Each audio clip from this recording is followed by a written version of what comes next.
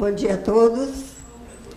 Desculpem pela ausência, eu me confundi com a programação, me pareceu que seria às 14 horas. Inclusive tem um colega nosso que está vindo de Belo Horizonte e não pôde chegar pela manhã. Falei, que ótimo, porque a minha palestra vai ser às 14 horas. Mas enfim, estamos aqui e é uma satisfação muito grande. Eu quero agradecer aos nossos presidentes, né, professor Salesi, doutor Dete, meus colegas aí da diretoria, meus colegas de Belo Horizonte, as meninas. Que satisfação ouvir a história de vocês. Parabéns. E, especialmente, está aqui no Rio de Janeiro, porque com todo esse sotaque, vocês não perceberam, mas eu sou carioca. Então, eu sou camineira, né? Nasci aqui, mas fui criada em Minas. Bom, eu recebi aqui, né, com muita honra e satisfação, falar Ciências Contábeis, uma nova visão na formação. E eu penso, sinceramente, que não se trata de uma nova visão. Eu vejo a contabilidade, como o professor Salésio disse, desde sempre. E a formação, ela só é instrumentalizada, porque o cerne é o mesmo. Às vezes desvia, mas nós estamos aqui, a Procon é um exemplo de que o caminho é um só. E falar de contabilidade, né, não custa tentar retomar o que é contabilidade, já que muitos não sabem, não é o caso dessa plateia, mas muitos se perguntam. E colegas também, né, a gente vai ver aqui. Então, contabilidade é ciência, é um conhecimento desde sempre, é uma ciência social e, por isso, revestida de responsabilidade. Redução de assimetrias. Somos convocados a dar soluções, a dirigir soluções, eu acredito. Porque quem vai resolver não somos nós, mas somos convidados a dar esse direcionamento. Mediação de conflito. Convivemos com isso? Todos os dias, todas as horas, com todos. Geração de disponibilização de informações. É o nosso papel. Econômicas, financeiros e especialmente sociais. Entidade, como estamos, como ficamos, como iremos ficar, subsídio à tomada de decisões e especialmente geração de caixa. É o que define o nosso papel. Não adianta falar de contabilidade se não houver perspectivas. Somos mais de 530 mil profissionais. Não é pouca coisa. Somos mais de 530 mil profissionais na ativa. E outros tantos estão chegando. Por quê? Nós temos mais de 912 faculdades de contabilidade. E também vamos conversar um pouquinho sobre este número, sobre o que está saindo das universidades, das faculdades. Responsabilidade. Quando eu identifiquei essa figura, ela me acompanha há pelo menos uns 15 anos. Porque eu vejo a contabilidade, nós contadores, exatamente assim. Uma série de interrogações e uma enormidade de informações que nós absorvemos, que nós transformamos, que nós temos que devolver. Isto é a contabilidade. E é claro, com tanta informação, com tanta interrogação, não podemos viver um quadrado. Então é multidisciplinar.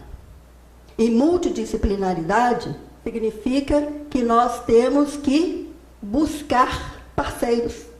Nós temos que buscar ajuda. Porque olha o tamanho do problema. Sozinhos não iremos a lugar algum. E este sozinho, já não estamos tão sozinhos.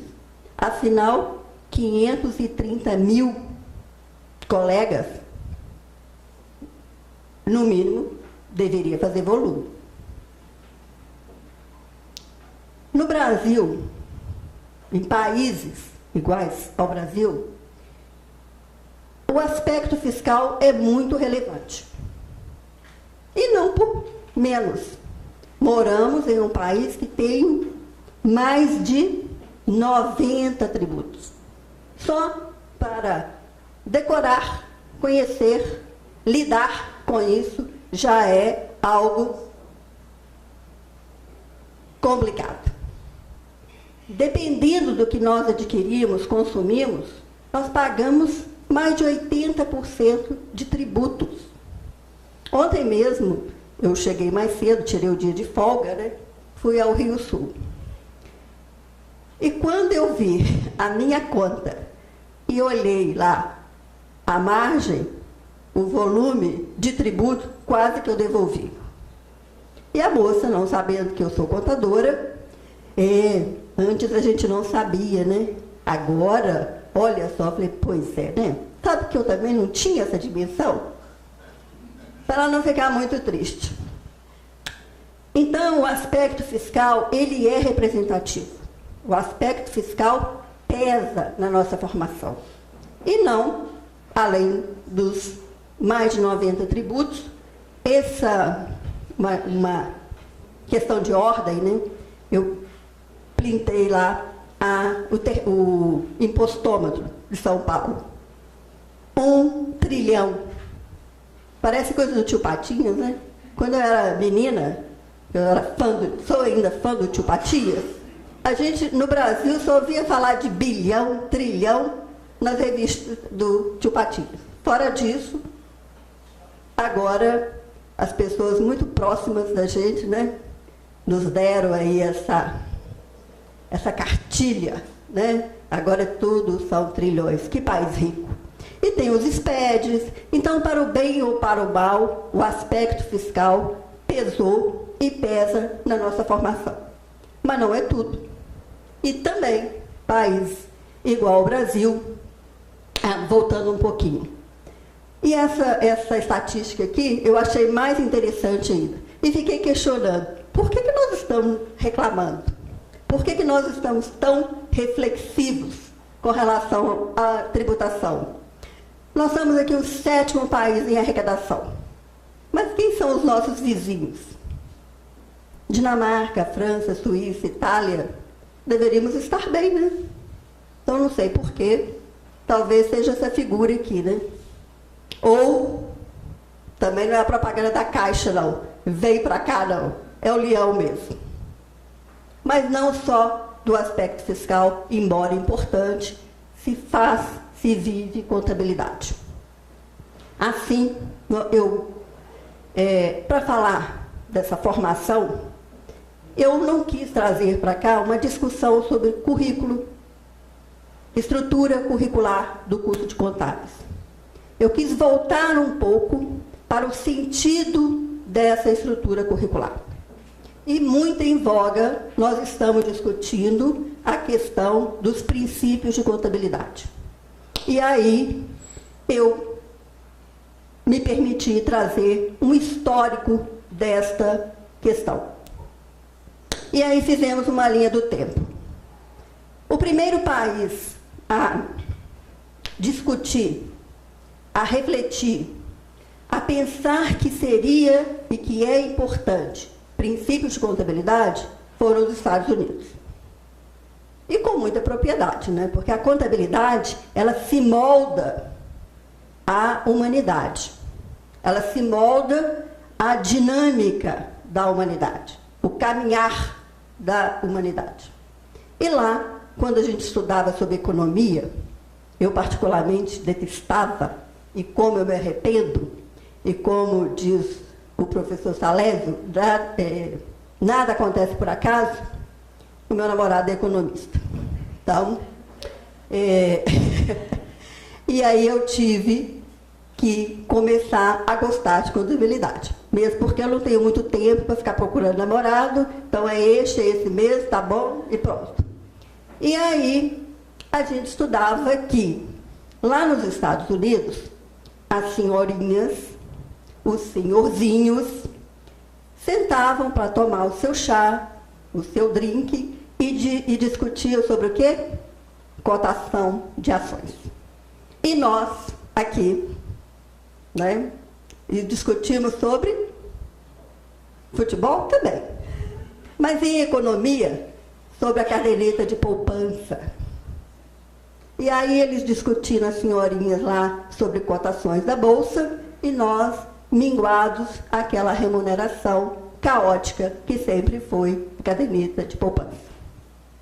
Então, claro, eles buscaram, perceberam a importância de uma estrutura melhor na informação contábil, e começou-se a discutir princípios de contabilidade. Em 76, nossas bolsas de valores, nós, brasileiros, ganhamos aí a 6.404. E lá, também estudamos, né? As demonstrações são feitas, são elaboradas à luz dos princípios de contabilidade. 1981, 76 para 81. A primeira versão do CFC, olha, nós também temos sociedade por ações no Brasil. Nós representamos uma categoria. Então, vamos também falar sobre princípio de contabilidade. Então, em 81 foi a primeira versão. Em 86, 5 anos depois, a CVM baixou a resolução famosa, número 29, e ela, aprofundando, estruturando os princípios de contabilidade, tentou hierarquizar esses princípios. E disse que os princípios estavam distribuídos em postulados, princípios propriamente ditos e as convenções. Em 93, aí as pessoas falam assim, mas contabilidade, o que é contabilidade? Quando que ela chega? Por aqui a gente já vê, né? É uma engrenagem difícil. Somos muito bem intencionados. Somos capazes, mas tem uma roda difícil. E aí, em 93, chega-se a resolução 750/93. E lá, agora, temos oficialmente princípios fundamentais de contabilidade. Ok, agora nós vamos seguir o quê? CVM, nós vamos seguir 6404 para as sociedades anônimas, sociedade por ações, e os princípios de contabilidade, os princípios fundamentais de contabilidade dos CFC. Praticamente uma coisa nova, porque nós não temos um histórico, uma carteira de entidades, de pessoas jurídicas, sociedade por ações. Então, a maioria estava fora da 6404. E aí, agora, nós temos os princípios para todo mundo. Aí, um ano depois, olha, esse negócio não está bem definido, não.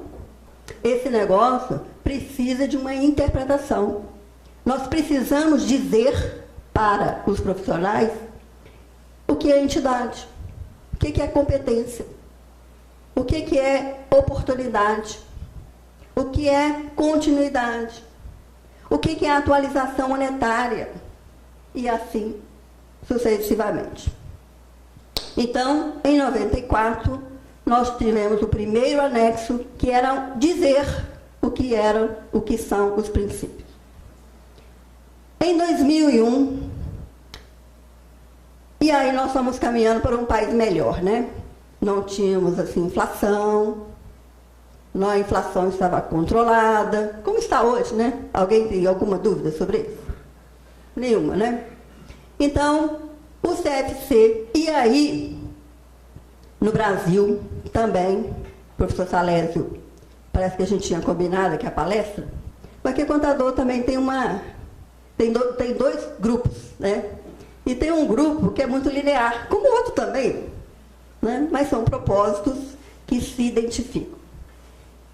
E no Brasil, todo mundo, aquela máxima de contador, de médico e louco, todo mundo tem um pouco. No Brasil também, médico, louco e contador.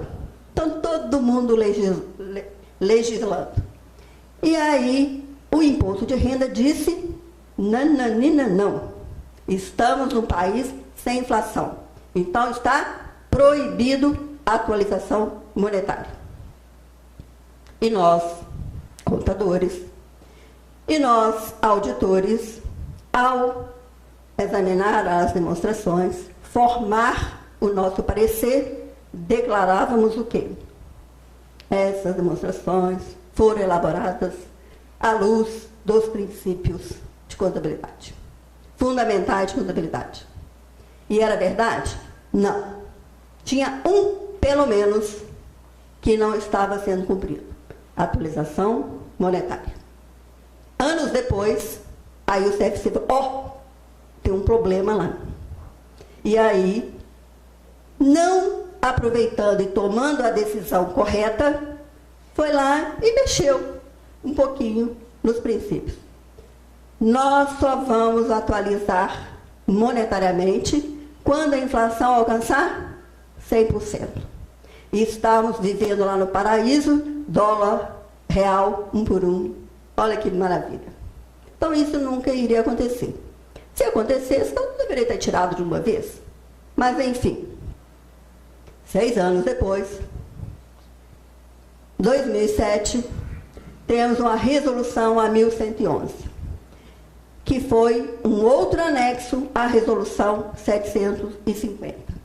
E lá nós reconhecemos, o mundo inteiro já estava assim, o mundo inteiro, quase todo mundo, que a contabilidade pública também deveria ser feita à luz dos princípios de contabilidade. Prestação de contas por competência, direitos e obrigações, ativos e passivos, resultados. Então, lá em 2007, nós recebemos, 2007, hein?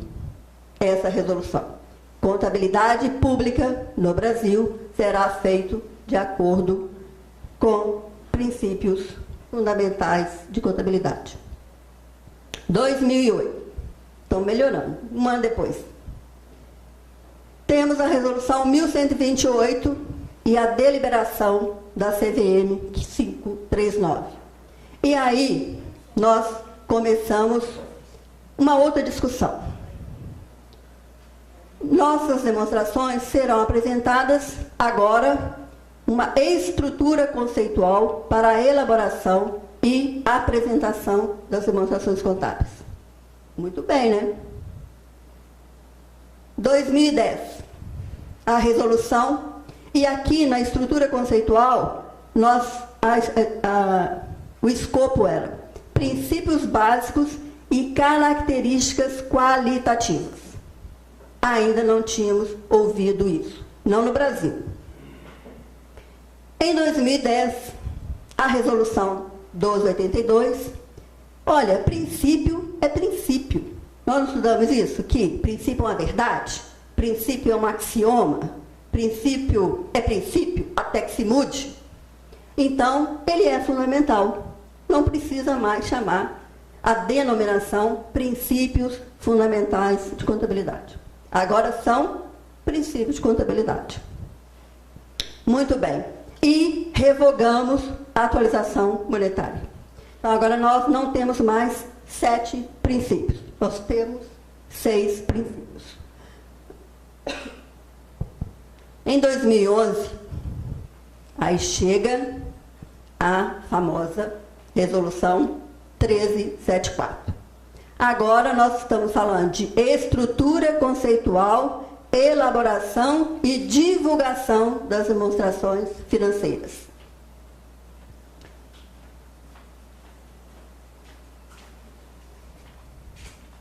Em 2015, lembra lá em 2007, quando falávamos que a contabilidade pública seria feita à luz dos princípios? Aí em 2011, nós chegamos à conclusão, olha, e aí? Estamos em qual patamar? E agora? Nós continuamos com uma resolução e ela não andou? Aí, obrigada. Criou-se uma comissão para alavancar esse estudo. E, por incrível que pareça, realmente alavancou.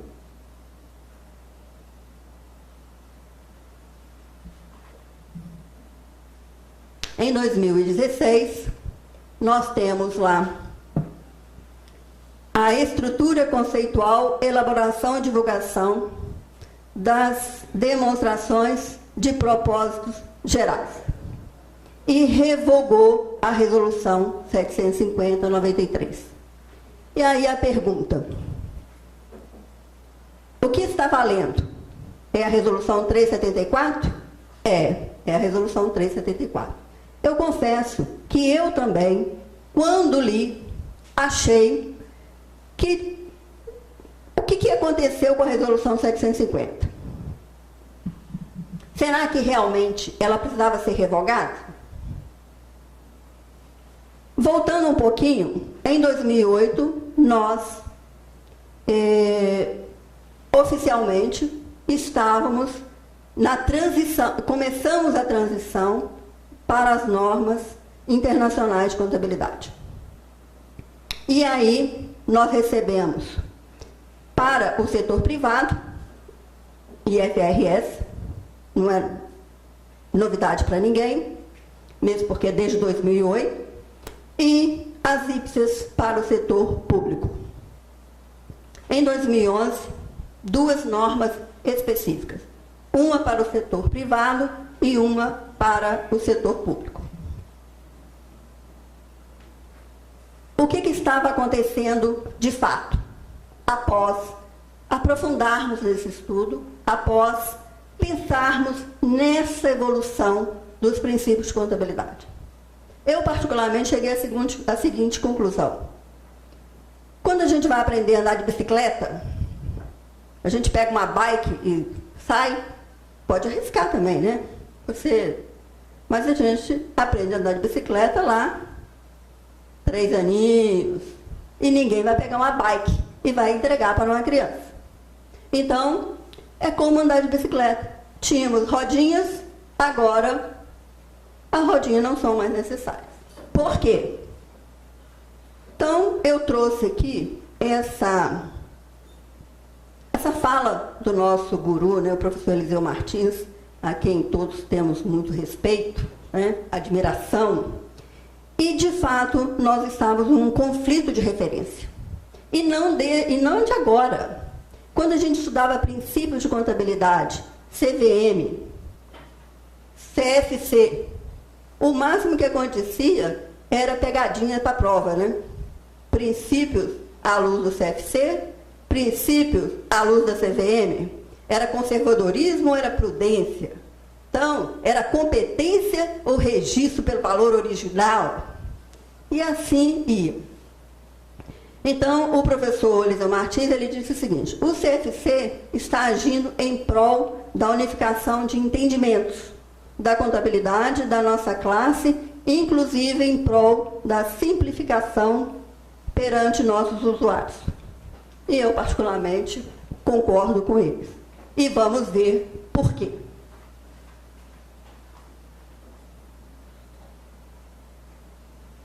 Aconteceu.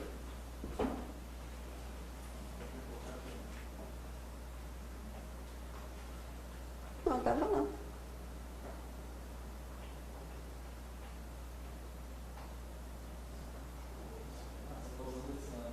Ah, que ótimo, né? Esse aqui está difícil. colocar na tomada, pegar o equipamento certo, melhora, né? Ajuda. Então, nós vimos que princípios são verdades fundamentais. O professor Sérgio Dízimo, outro guru, mestre do guru anterior, né, que foi professor dele, é o responsável pelo professor Eliseu Martins, ele sempre fala isso, inclusive. Ele diz que nas ciências sociais, os princípios jamais serão diretivas operacionais. Isso é correto? Essa diretiva é a atribuição das normas. O Peyton e o Lidron, eles evitam os termos princípios e utilizam padrões. Segundo eles, princípio sugere uma universalidade que, obviamente, não pode existir numa instituição de serviços como a contabilidade.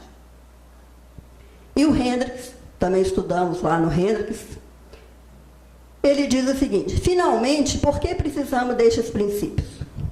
Conceituar, direcionar ou padronizar os procedimentos contábeis. Quando eu estive na USP, nós fizemos uma discussão alternativa, chamamos de discussão alternativa e perguntamos as seguintes questões. Demonstrações financeiras. Será que esses usuários, eles estão satisfeitos com as informações que nós geramos? Ativos registrados a valor de aquisição. Será que para fins de determinação do patrimônio, o importante não seria o valor de realização? Vimos isso em IFRS. As despesas antecipadas, gastos diferidos e o resultado de exercício futuro. Será que o importante não seria reconhecer imediatamente esses itens como resultado? Os avais das garantias das controladas, será que deveriam estar informadas lá na controladora? Será que os dividendos, eles deveriam ser calculados sobre o lucro gerado, de acordo com os princípios de contabilidade, ou com a efetiva geração de riqueza? É uma discussão que continua alternativa. O que nós temos não é novidade para ninguém, e estamos numa luta tremenda para melhorar essa relação, para entregarmos algo que de fato facilite esse entendimento entre sociedade e nós profissionais. Uma incompreensão do balanço, superficialidade de critérios de mediação, ilusão sobre a assertiva do ativo patrimonial, do valor patrimonial, medidas não acompanhadas de estimativa de erros. Evidenciação. Será que é isso que nós precisamos? Será que é isso que é o cerne? Nós, os demonstrativos contábeis, deveriam evidenciar o que for necessário a fim de não torná-los enganosos. Isso é igual a lei de responsabilidade fiscal, não é? Eureka! Eu posso gastar mais do que eu ganho? Os demonstrativos podem serem disponibilizados com uma margem ou com elementos que podem levar o usuário a uma informação desvirtuada? Claro que não. Então, cada um é responsável pelos seus atos e decisões. Por último, a moral é responsabilidade individual. Se queremos uma classe melhor, nós temos que ser melhores. Nós, um daqueles 530 mil profissionais. Ética é o princípio mais fundamental de contabilidade. Debitar e acreditar, ninguém nunca ouviu falar isso, não é um negócio confuso, né? Sempre existiu, vai existir, existe e vai existir. Só que dentro de um conceito de accountability. O que é o accountability? É uma contabilidade para nós profissionais também. é uma informação com responsabilidade. Quando eu disponibilizo essa informação, é uma informação de resultado. E esse resultado tem que ser verdadeiro. E verdade em contabilidade também não existe não, né, gente? Nós sabemos disso. É um indício forte, grande, de estar correto. É uma inferência. Porque uma ciência social nunca vai ser exata, obviamente. O professor Ildíssimo também trouxe uma questão fundamental, que convivemos com ela.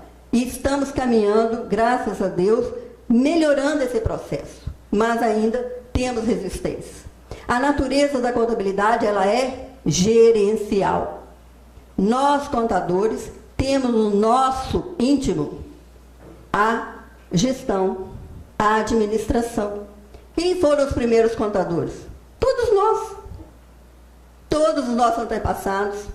Formalmente, lá, os comerciantes, e eles eram contadores?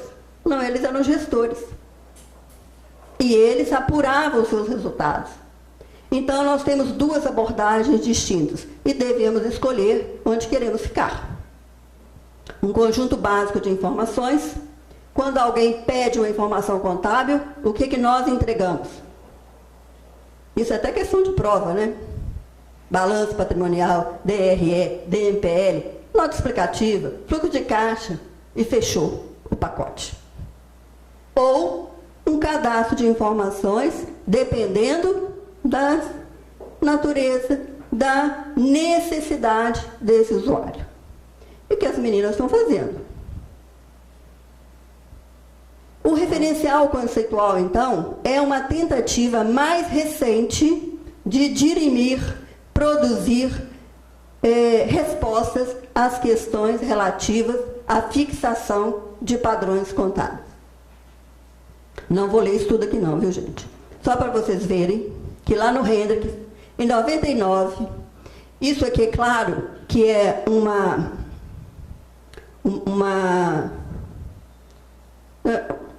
como que eu vou dizer? É uma informação lá dos Estados Unidos. Mas que hoje não tem Estados Unidos, não tem Brasil, hoje é uma estrutura conceitual, normas internacionais. Vê se há algo ruim ou algo diferente do que nós precisamos e a sociedade espera de nós, profissionais. Uma informação que seja útil, que tenha qualidade. E a qualidade está em compreendê-la. Se eu compreendo, eu posso utilizá-la. E aí nós chegamos aqui no nosso CPC. O Comitê de Pronunciamentos Contábeis 00, que é o que está em vigor, que vai ser exigido com muito mais atenção. E eu acredito, sinceramente, que este é o caminho. Lá nós temos finalidade, alcance, usuário, objetivo das demonstrações contábeis. Pressupostos básicos, regime de competência, continuidade. Nós temos as características qualitativas, compreensibilidade, relevância, materialidade, confiabilidade, primazia da essência sobre a forma. Eu, como professor de teoria da contabilidade, as primeiras vezes que eu comecei a falar mais publicamente sobre isso, olha, foi difícil. Colegas que diziam, isto é só uma teoria. Isso não pega. Eu preciso de fazer o meu balanço patrimonial de acordo com a competência. E pronto. No Brasil, nossos alunos trabalham para pequenas e médias empresas. Falei, onde que eles vão aprender, então? Neutralidade, prudência, integridade, tudo isso está no CPC 00. As limitações, os elementos das demonstrações contábeis mudaram? Ativo, passivo, PL. Reconhecimento dos elementos das demonstrações. Probabilidade de realização econômica. É o nosso tão falado fluxo de caixa futuro, reconhecimento de passivo, receita, despesas. As características, então, elas são definitivamente qualitativas. Conceitos de capital. Capital não é aquele valor que está lá registrado no meu contrato social. Não é o valor integralizado em bens ou em espécie, outros. Na hipótese de não atendimento aos princípios de contabilidade, estariam usuários recebendo informações relevantes e confiáveis, agora que nós já aprendemos a andar de bicicleta? Que o cerne é a responsabilidade, é a ética? Ou os princípios e a prática da contabilidade permaneceriam imutáveis, com a profissão declinando em reputação e remuneração? Está soando algo familiar? Ou os contadores forneceriam ao público a verdade e vão prosperar de acordo? Devemos, contudo, confessar que o principal impulso às críticas a nós, contadores, tanto dentro como fora da profissão, tem sido direcionado a problemas práticos. Quem não se lembra dessa casinha? Olha a nossa contabilidade. E essa casinha era lá para confundir também, né? Porque essa casinha é da CVM. Postulados, princípios propriamente ditos e as convenções. E aí morreu Maria. Conceito amplo, postulados, padrões, fazem necessariamente parte da contabilidade. Ela é essência, porque nós somos ciência. Não obstante, jamais se pode esquecer que, como ciência social, a contabilidade depende da sabedoria, do julgamento e integridade de nós, contadores. Vamos fazer um de par aqui. Resolução 750, revogada. Lá nós tínhamos continuidade? Tínhamos. Na resolução 1374, a continuidade está no capítulo 4. A oportunidade, princípio de contabilidade. Capítulo 3, qualidade, características qualitativas, letra C, ponto 12, letra C, ponto 19. Registro pelo valor original e outras bases de mensuração, capítulo 4. Competência, capítulo 1. Entidade, tem um capítulo que fala entidade que reporta a informação. E nós já sabemos o que seja entidade.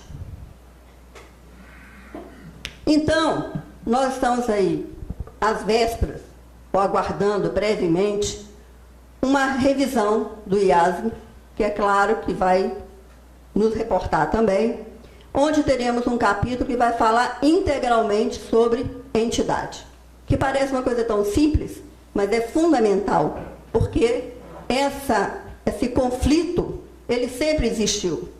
Reprodução do conceito de prudência, que é diferente de antecipar as más notícias e postergar as más notícias, as boas notícias. E sim, exigir cautela no julgamento em condições de incerteza. Então, são formas diferentes de estruturar e conceituar os princípios de contabilidade. É uma evolução. Vimos aí na linha do tempo. E aí chegamos, caminhando aqui para o final, as atribuições dos profissionais de contabilidade, trouxemos aqui de um trabalho do professor Salésio, elas estão lá definidas na nossa lei de regência, que é a 9.295 de 46. E lá, no artigo 25, letra A e B, claramente ela dirige essa formação aos aspectos técnicos de produzir, de escriturar, digitar, ler o SPED, né? E as funções acadêmicas, de responsabilidade pelas informações geradas, perícia, auditoria, as questões acadêmicas de professor, e assim já é definido. Não com essa divisão, que foi um trabalho resultante do professor Salésio. A proposição, eu acho que aqui nós vamos abrir um debate, porque eu divergi um pouquinho deste trabalho, professor, e é para isso que a gente discute, né, e traz para os seminários, os simpósios e tudo mais. A base da resolução do Comitê Nacional de Educação e a Câmara de Educação, ela já existe mais ou menos assim. Né? A estrutura curricular, a proposta, ela é definida pelo MEC. Então, lá, o que a gente pensa? Que, de fato, tem que haver uma educação tecnológica. É muito frustrante para o bacharel em contabilidade sair da universidade e exercer um papel de auxiliar. Porque cada entidade vai ter um contador. É uma pessoa que vai assinar.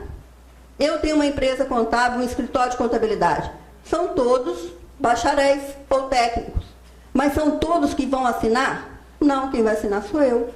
É a Thaís, é a Ana Paula. Ou uma ou outra, não são as duas. Então, e hoje, e com a extinção do curso de técnico em contabilidade, nós estamos vivendo um apagão de mão de obra. A pessoa vai investir 4 anos em uma universidade, cara. Nós conhecemos a característica do aluno de contábeis, trabalha o dia todo, vai para a universidade à noite. Então, são investimentos caros, pessoais e financeiros, e ao final vai ser remunerado com R$ 1.800, R$ 2.000. Em sã consciência, ninguém vai querer fazer contábeis. Então, pensamos que precisa do curso técnico, a formação tecnológica. E também, dentro do estudo do professor Salésio, nós consideramos que é muito apropriado, já que isso existe dentro da formação de contador, que é necessário também. Em 2 anos, nós temos uma educação tecnológica. Habilitação para exercer as funções técnicas de registros auxiliares às demonstrações contábeis. E aí, nós vamos formar um técnico em contabilidade. Mais 2 anos seria essa formação superior com a competência ilimitada no que diz respeito às atribuições da contabilidade.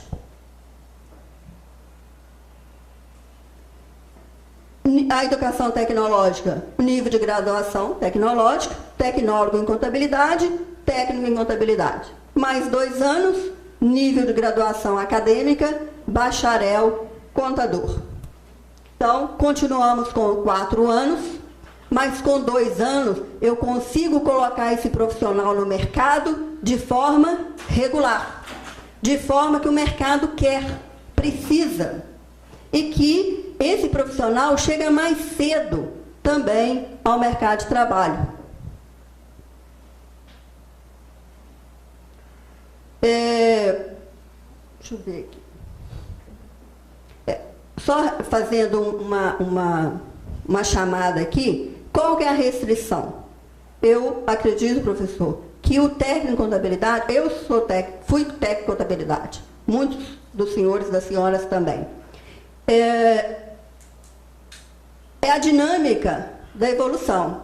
Não tínhamos graduação, então a grande maioria era técnicos. Então o conselho tinha que ser formado por técnicos, e aí inventaram o termo contabilista quando o negócio começou a dividir para receber todos, hoje não existe isso mais. O que era necessário que esses técnicos, e eles eram formados para isso, para assinar, ter a responsabilidade técnica. Hoje a proposta é que esse técnico, de fato, seja um auxiliar. E ele chega no mercado de trabalho mais cedo, ele ajuda a sociedade, ajuda a nós contadores. Um cirurgião precisa de instrumentalista? Precisa. Anestesista? Precisa. Nós também precisamos de auxiliares. E aí, a diferença seria que ele não teria a responsabilidade técnica. Quem tem a responsabilidade técnica é o contador, porque ele tem uma formação mais abrangente. Ele tem uma formação mais plural. E o técnico, ele de fato seria o instrumentalista. E com isso, alguém tira isso daqui, por favor. Com isso, talvez pudéssemos melhorar este vexame, né? esse despropósito. 912 universidades. E este é o resultado de um investimento caro em todos os sentidos. Nós temos aqui estados com mais de 90% de reprovação. Bem lembrado, professor. Eu, como coordenadora, mudava de país, para ninguém saber que eu fui a coordenadora. E não, o menos ruim, olha só, o meu estado aqui também está horroroso. 76%, isso é um vexame, isso é inadmissível. São Paulo, que sempre é expoente, São Paulo, 74%, quase 75%. E, pasmem, o professor Salésio também, ele chegou perto da informação. Essa turma, 21,73, e aqui eu não vou arredondar para falar que são 22, 21,73, é igual a oferta de 1,99, não são 2, é 1,99. Não significa que eles tiraram 70. Não significa que eles tiraram 80. 90 é impossível. Eles tiraram 51, 48, 49 e discutiram uma questão. E esta informação, eu vi no grupo aí essa semana, que isso não é do CFC. É. Porque essa informação que eu consegui são de pessoas do CFC. Eles que me mandaram. Então, não publiquei, porque eu ia trazer aqui, mas outras pessoas tiveram acesso e publicaram aí nos grupos. Mas essa é, e neste formato, igualzinho. Da mesma forma. Parece que foi um curso de preparo, né? De preparação para o exame que divulgou. Mas é a tabela, é a estatística do CFC.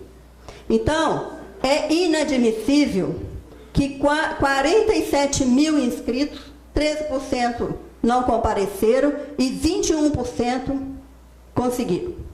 E a qualidade desse pessoal? E eu tenho colegas que me questionou o seguinte: Guadalupe, você vai falar desse assunto lá? Você diz que o exame tem que melhorar, porque eu tenho 2 alunos que tomaram pau comigo e passaram no exame. Então, a gente não sabe ainda o que está acontecendo. Se é a formação, se é a elaboração das provas, se são os dois. Tem 3 alternativas. Mas a questão é, isso é inadmissível. E as pessoas não falam nada. E eu, como professora, tenho que dizer, eu passei com 50, com 60, ou eu poderia ter passado porque eu fiquei com 58. Não, você não ficou com 50, você ficou com 58. Ah, só por 2 pontos. Não, você perdeu 52 pontos. E isto não é recente. Esse histórico aqui, ó, de 2011 a 2016. Olha o número de reprovados. 2011, quase 70%. No segundo semestre, melhorou um pouquinho. Levaram um susto, melhoraram um pouquinho, 41%. Em 2012, 52%, 75%, quase 53%. No segundo semestre, parece que relaxaram. Aí foi para 71,95% de reprovação. No segundo semestre de 2015, 85,32%, a média nacional. Média nacional. No primeiro semestre de 2016, aí a cada susto melhora um pouquinho, né? Está parecendo o contador no último dia do imposto de renda. 58,14%. Aí no segundo semestre, 78,27%. Alguma coisa está muito, muito errada. Então, são as escolas? Pode ser. São os professores? Pode ser. São os alunos? Também. Quem prepara a prova? Também. Mas, especialmente, quem deveria estar cuidando da fiscalização teria que tomar uma providência. Ou a escola aprova, no mínimo, 50% dos seus alunos, 60% dos seus alunos, ou nós vamos intervir. Ou a escola dê resultado, coloque no mercado alguém que tenha condições, ou vamos intervir. Mas, infelizmente, ainda parece que não tem esse encaminhamento. Uma coisa é certa. Conhece essa figurinha aqui? Desde esse cara, a contabilidade não tem permanecido virtualmente constante. E como nós, contadores, né, nosso sempre tem um jeito um pouco diferente, porque nós sabemos lidar com as questões, o virtualmente é efetivo. O virtualmente é sério, é físico. Olha a contradição. Nossos sistemas contábeis são os mesmos. O que modificou foram os instrumentos financeiros. O mundo sofreu uma revolução informacional. A sociedade clama por informações e o que temos ainda são pacotes que, abertos pelo usuário, muitas e muitas vezes reportam o papel de pouca utilidade. Contabilidade, eu fiz por vocação. Na minha família não tem nenhum contador. Eu comecei o meu escritório exatamente igual as duas meninas. Faço porque tenho gosto, zelo, dedicação e orgulho de ser contadora. Tudo que eu tenho e que a minha família tem veio da contabilidade. Como a história de muitos dos senhores, acredito. E dos que não estão aqui também. Então, nós temos aqui que entender, brigar no sentido de fazer o que estamos fazendo aqui. Mesmo com alguns atalhos, e isso eu falo até para mim mesma. Nós temos um mundo em nossas mãos. Só depende de você, de mim, de buscarmos as nossas representações. Porque não adianta eu falar sozinho. Não adianta o Salésio falar sozinho. Não adianta o meu amigo Zé Maria falar sozinho. Não adianta a minha amiga Irlândia falar sozinha. Nós precisamos de discutir cada vez mais com propriedade. Nós temos que ter propósito bem definido, muito definido, porque é um privilégio ser contador. Eu desconheço uma profissão que proporciona uma abrangência de conhecimento igual à contabilidade. Até cirurgia, se for necessário, a gente faz. Porque o nosso raciocínio, embora seja construído em uma ciência social, é um raciocínio lógico. Contabilidade é nada mais, nada menos do que lógica. Podemos até não saber o que fazer, O que não fazer, nós sabemos. E vamos buscar o que fazer. Muito obrigada.